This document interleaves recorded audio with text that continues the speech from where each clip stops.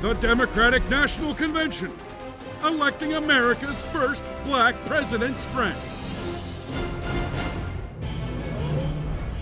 Now, every convention is not just about officially picking the nominee, it's also about telling a story about what the party represents.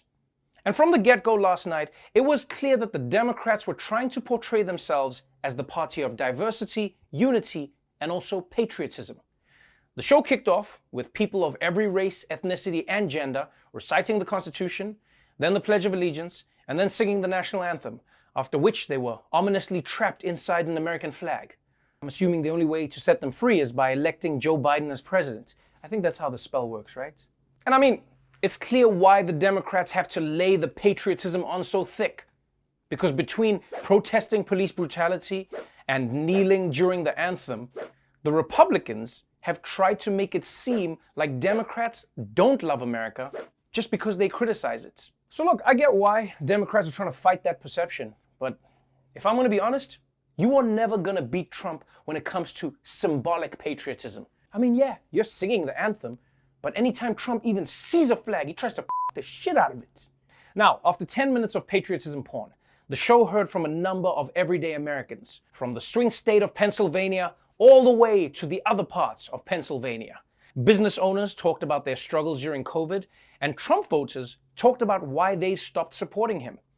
They also had an appearance by the family of George Floyd, who talked about the need to fight systemic racism. But one of the most powerful moments early in the show came from a woman whose Trump-supporting father died from COVID-19. I'm Kristen Urquiza. I'm one of the many who has lost a loved one to COVID.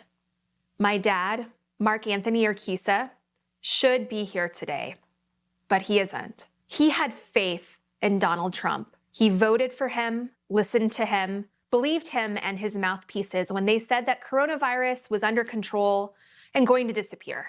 My dad went to a karaoke bar with his friends. A few weeks later, he was put on a ventilator. And after 5 agonizing days, he died alone. His only pre-existing condition was trusting Donald Trump. One of the last things that my father said to me was that he felt betrayed by the likes of Donald Trump. Wow, that was absolutely scathing. And she's right. Believing Donald Trump is truly one of the most harmful things you can do.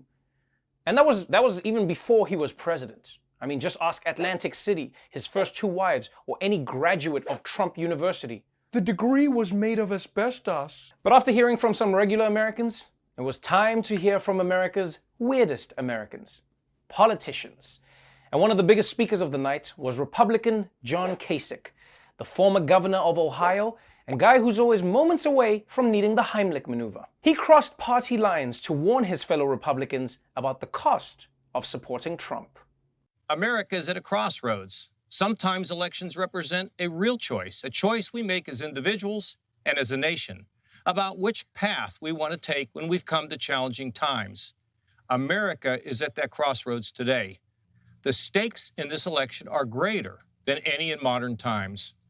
Many of us have been deeply concerned about the current path we've been following for the past 4 years.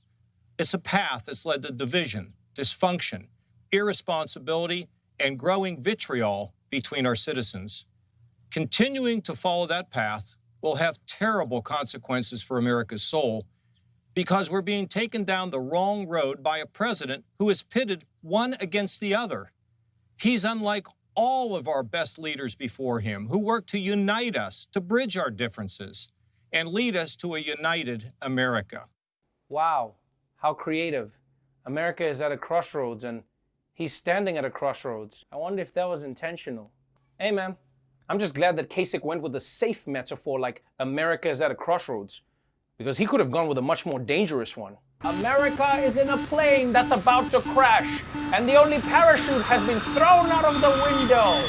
Wait, maybe this was a bad idea.